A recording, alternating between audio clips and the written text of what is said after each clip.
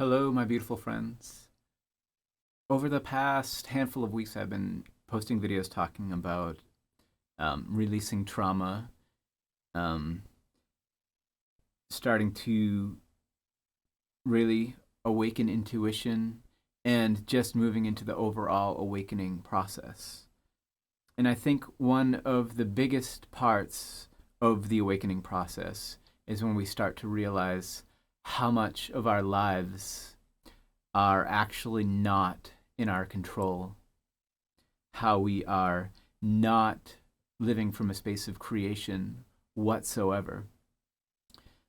Starting to examine our trauma is the first step to move into this realization. When we start to realize how significantly a lot of our lives that we are in a reactionary state, we are not in the present moment at all, but we are living our lives in reaction to things that are happening in the present moment, but as they reflect back to things that have happened in the past. Um, we are allowing our past traumas to completely dictate the present moment in our life, which ends up perpetuating that space of trauma, which makes us end up feeling like victims. Um, and really, as you become more aware of this is when the deeper part of awakening actually starts to begin. When you start to realize that you can change how you react to things, to not allow yourself to just be in a state where you are reacting to things anymore, but seeing things as they are in this moment, being present, and allowing yourself to work with the intention of taking whatever it is that comes at you and working on that in a way that can be beneficial to you. Because no matter who you are and no matter what you're doing, there's going to be good things coming your way, and there's going to be bad things coming your way, and that is it's all perception, good and bad. But how you react to that, if you are constantly in a space of allowing yourself to feel like a victim, like you don't have any control, and just continually perpetuate that feeling of victimhood through reacting to these things from that space of trauma, it's just going to continually perpetuate that, and at best keep you treading water, at worst get you to keep digging that hole deeper and deeper. But when you're able to start truly becoming present and truly starting to awaken, um, you can start seeing these things in ways that can actually, you realize you don't have to react in those ways, that you can take these things, learn from them without feeling like a victim, without feeling like you are in a space of misery and just trapped in your life, but realize that you can grow from these things, and you can utilize them for massive forward movement in your life. This continues to perpetuate the awakening process. This is truly how it moves forward, and it can be very, very challenging. And as you become aware of your own personal traumas to a deeper and deeper level, you start to see all of the darkness in our society, the ways in which we are manipulated and in um, held in states of victimhood, held in states where we are reacting and not creating. And then we all tend to go through that phase of reacting to that um, in anger by posting all these videos. At least I've done this in the past.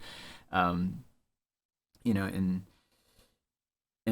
being angry with others for helping for their space and helping to perpetuate the system. But that itself is also just perpetuating the system. We need to look within and realize that how we react to these things and how we can help others, to just by being in a space of service rather than a space of reactionary anger or trauma driven life experiences, but just being in a place of service. That is why I do the work that I do.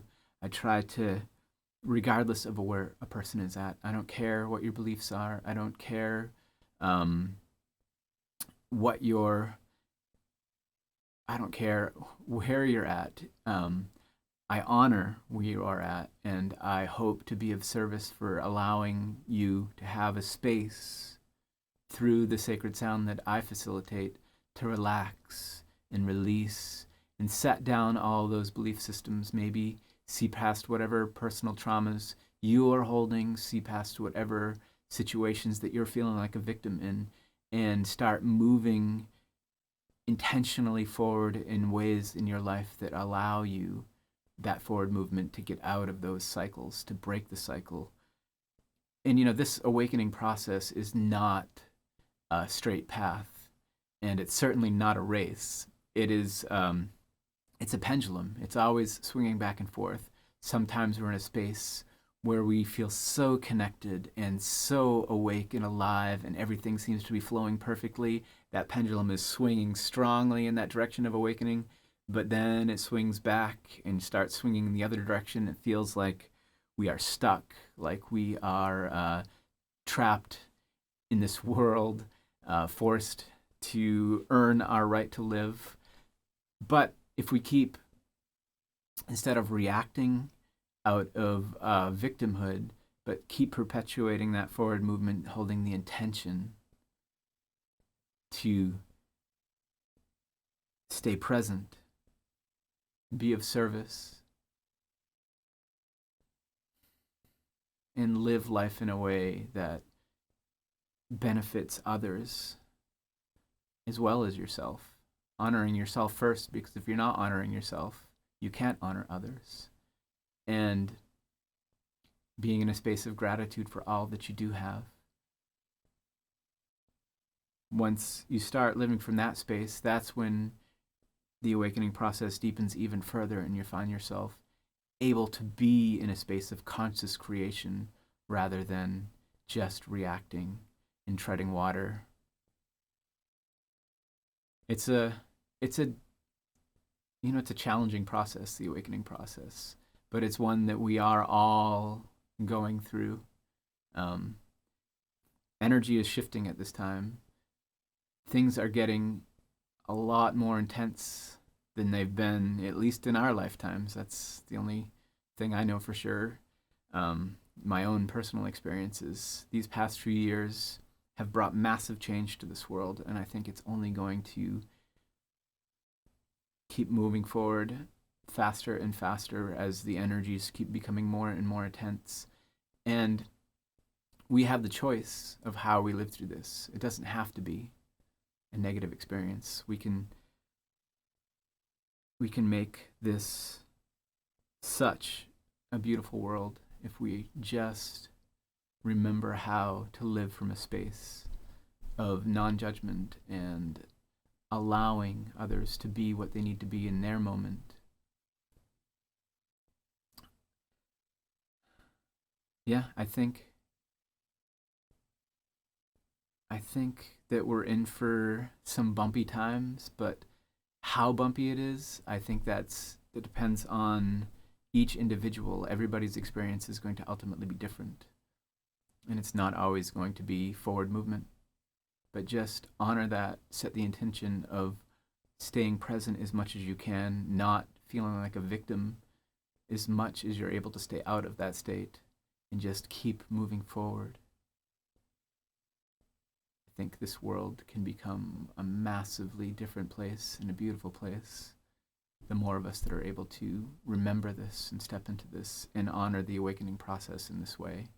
And I see that happening. I just don't know how fast.